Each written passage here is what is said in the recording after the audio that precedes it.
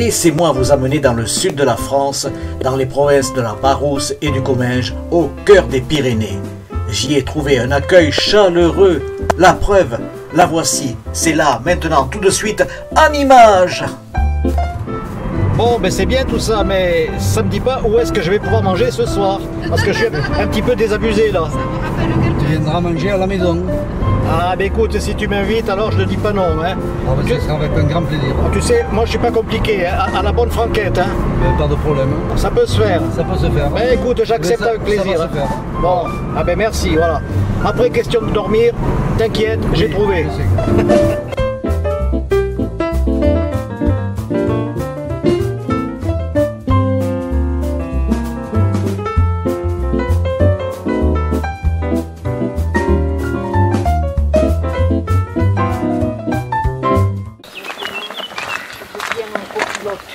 Colette. Jean. Iso. Thérèse. Eliane. Bonjour Eliane, mais vous êtes la plus jeune, formidable, merci. Et sans oublier notre guide émérite, monsieur Elie, le spécialiste de la randonnée en haute et moyenne montagne. Et aujourd'hui, nous allons partir pour une excursion qui va durer 3 heures. 3 heures, voilà. Et nous sommes dans les Hautes-Pyrénées. Hautes-Pyrénées, à Bramevac. Bramevac. Où nous allons aller visiter le château des Comtes du Comminges. Eh bien, c'est parti. Allez. Voilà.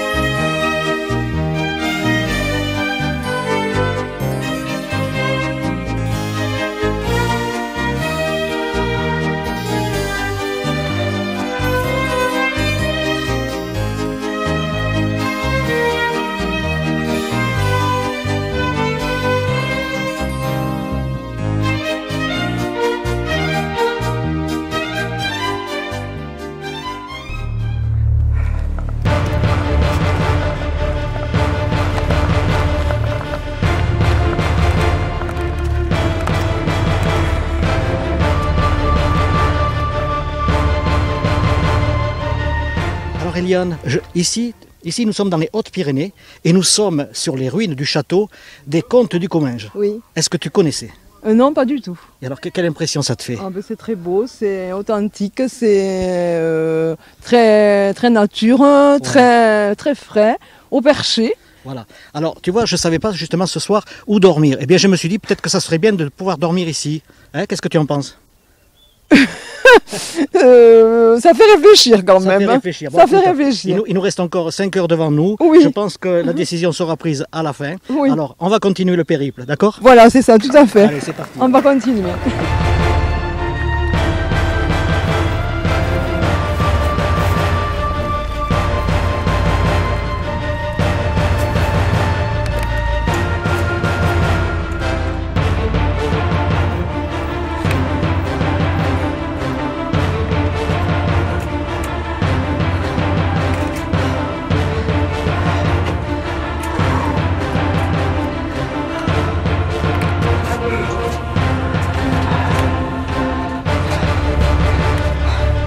Ce qu'on va trouver, ici un embranchement, pour aller sûrement dans les chambres royales.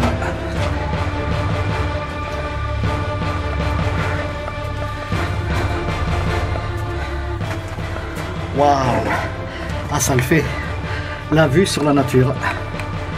Ouais, on s'imagine comment autrefois le Seigneur et sa dame pouvaient se pencher à ce balcon naturel et regarder en bas les cerfs, les biches, pour le gibier du soir.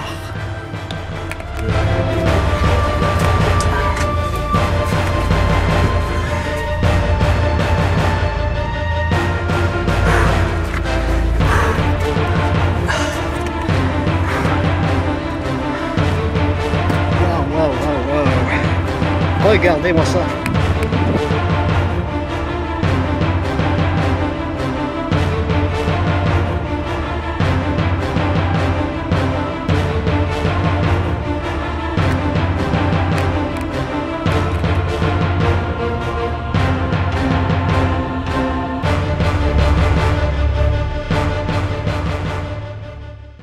Eh bien, je n'aurai qu'un mot. Cet endroit est magique. Merci à toi, Élie, qui est notre guide aujourd'hui. Et j'espère que tu nous feras découvrir encore des hauts lieux, comment dirais-je, ancestraux, puisqu'ici nous sommes dans un château ancien. Et puis le paysage s'y prête énormément. Ici, donc, nous sommes sur les contreforts pyrénéens, c'est le piémont pyrénéen. Et juste derrière, nous avons l'Espagne. Eh oui, l'Espagne. Et puis derrière, qu'est-ce qu'il y a? Ben, il y a le Maroc. Et puis après, qu'est-ce qu'il y a? Ben, il y a l'Afrique. Et puis il y a tout le monde entier. Voilà. Allez, ça, c'est une autre histoire.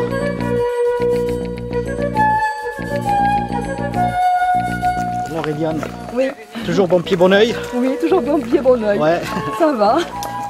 Ce qu'il y a de bien dans cette forêt, ce n'est pas une forêt primaire, hein, c'est une forêt, on va dire, originelle. Oui, Hein, donc, oui. on est bien parce qu'on est à la fois à l'ombre, on ne souffre pas trop de la chaleur. Non. Ma foi, si tu avais quand même une bouteille d'eau fraîche, ça me ferait plaisir. Je n'insiste pas. Hein, voilà. Eh bien, on continue notre chemin parce que je crois qu'on va au chemin des sources, il me semble-t-il. Oui. Quelque chose comme ça. C'est ça. Voilà. Et puis ceux qui ne savent pas, ben, tout simplement, ben, vous regardez sur Internet et puis vous aurez tous les renseignements possibles. Allez, c'est par là.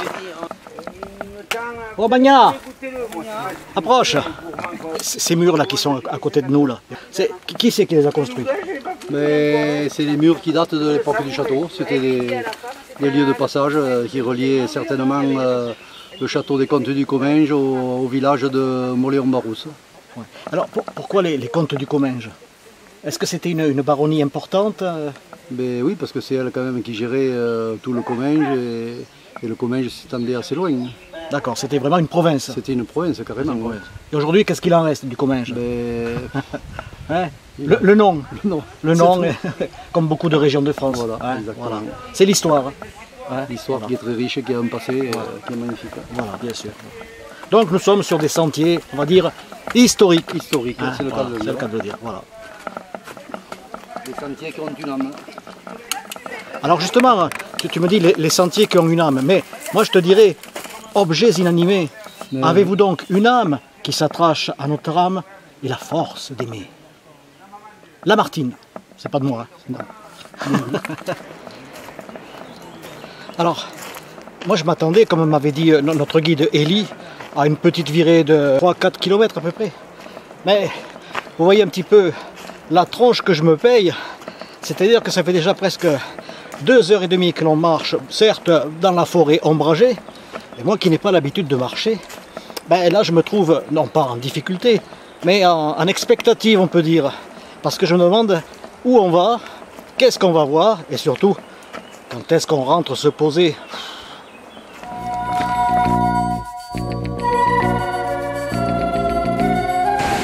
Alors le périple se poursuit cette fois-ci un petit peu en territoire inconnu.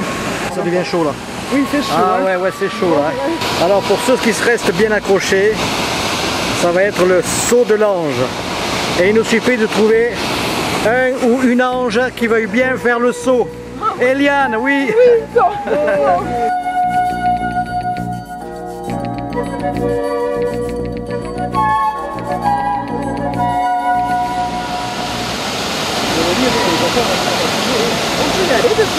Oui, on peut y aller, on peut descendre pas par dessus, aujourd'hui, mais je vais prendre par dessus et on peut se baigner.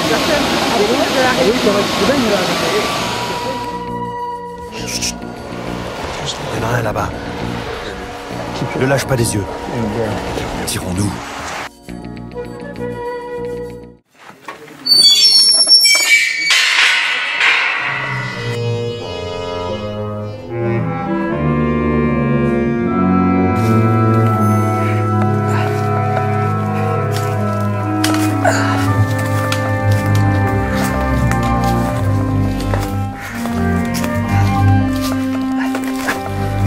Il n'y a rien là.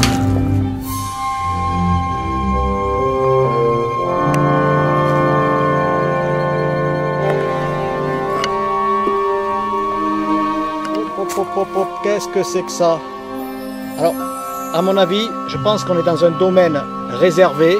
Qui dit réservé dit peut-être religieux, puisque des dents, une canine d'ours, ici un symbole, je ne sais pas ce que ça peut être. En tout cas, on entre ou on n'entre pas. Nous, ce qu'on va faire, on va continuer et arrivera ce qui arrivera. Allez hop, youpi! Mais laissez-moi vous dire que cette fois-ci, j'en bave. Si tout à l'heure c'était un chemin bucolique, là on est dans un... Ce n'est même pas un sentier, c'est dans la forêt. Il n'y a aucune trace. Heureusement que le guide est devant et qu'il connaît plus ou moins. Et on arrive devant un gouffre. Là, je ne sais pas si vous le voyez là. Voilà, une cavité préhistorique. Il y a un écho. Ohé! Bon, apparemment personne ne répond. Tant mieux. Et donc ça c'était tout simplement un abri préhistorique. Ma foi, est-il grand, est-il sauvage? On ne sait pas. On va s'aventurer un petit peu. Au petit bonheur la chance. En principe, quand on s'approche d'une cavité souterraine, il y a une différence de température. Ici, on avoisine peut-être les 14-15 degrés. Ouais, pas plus. Et tout à fait au fond, on va avoir du 13. Donc ça veut dire qu'il faudrait peut-être un petit peu se couvrir. Mais moi, je ne suis pas aussi stupide, parce que tu vois ce que j'ai pris? J'ai pris un bonnet, eh oui, ne serait-ce que pour rafraîchir mon cerveau. Mais moi, j'ai mes cheveux. Alors, chers amis, là, je ne sais pas ce qui va devenir. On va s'enfoncer dans cette grotte qui n'est pas répertoriée. Personne ne sait où nous sommes. Heureusement, on a des téléphones portables, ça peut être utile. Mais là-dessous, je ne sais pas si on aura du réseau. Donc, on est parti à l'aventure. Espérons que nous pourrons revenir à la civilisation. Mais, de toute façon, si vous voyez, ça veut dire qu'on en est sorti, d'accord? Bon, et puis c'est tout, quoi. Voilà. Puis nous avons mis des petits cailloux tout le long de notre chemin. Voilà, voilà. Elie n'est pas bête, il a semé des cailloux. Alors, nous progressons à l'intérieur de la cavité. Allez, c'est bon, on s'approche.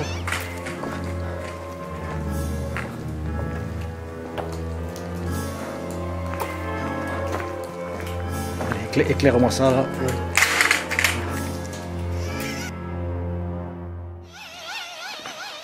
Ah ben voilà, ça le fait là.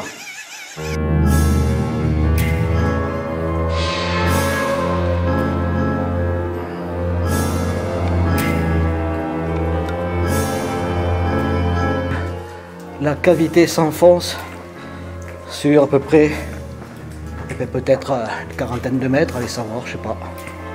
Et là, c'est un petit peu risqué de ne pas savoir où on va.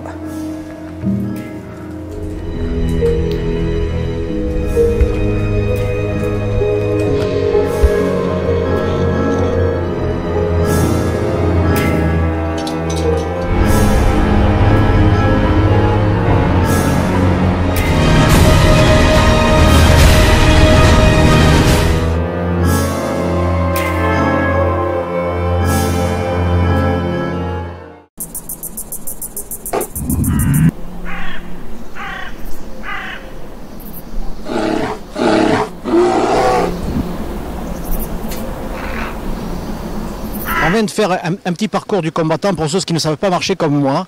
Mais Thérèse, c'est bien ça, Thérèse. Oui. Voilà. Qui est Azimut? Est-ce que c'est une association? Qu'est-ce que c'est? C'est un centre social qui est géré par la communauté des communes et qui accueille tout type de population, voilà, et où il y a de multiples activités, allant des activités culturelles aux activités sportives comme la marche.